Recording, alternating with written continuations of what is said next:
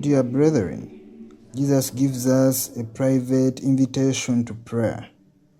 He instructs us not to be like the hypocrites who use so many words to call on his name, but he instead encourages us to draw closer to God as we go in closed doors so that we can enter an intimate dialogue with him. Jesus shares with us also his own personal experience of prayer. Of course, we know very well Jesus himself was a man of prayer. On so many occasions in the Gospels, we are told that Jesus used to withdraw himself even from his disciples to go aside so that he can also possess that internal dialogue with God the Father.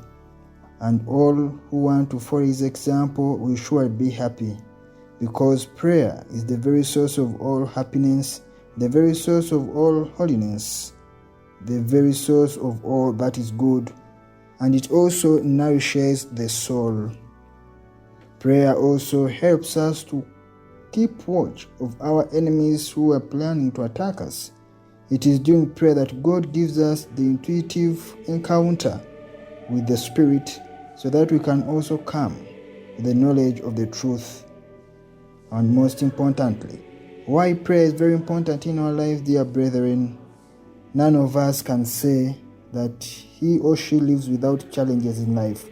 But whenever we are being weighed down by so many challenges, so many difficulties of life, the only way we can encounter such scenarios is drawing back, setting ourselves at a side so that we can also enter an intimate dialogue with the Lord.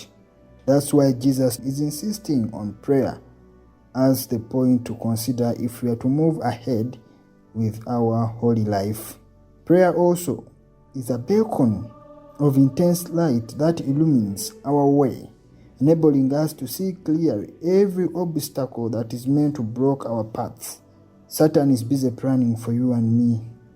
But through prayer and constant dialogue, that's when we can navigate properly and we avoid hitting ourselves on the obstacles along the paths.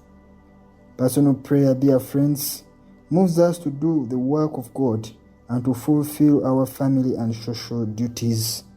So let us pray, dear friends, that as we imitate Christ, we too may take on his example, that before we execute any task, let us faithfully engage ourselves in prayer, and not like hypocrites, and not in a way of masking, but let us genuinely engage ourselves in prayer, not only to carry on repeated words just like a parrot way, but let us try as much as possible to identify ourselves with our Creator, so that everything may go well, and most importantly, deepening our connection with the Lord.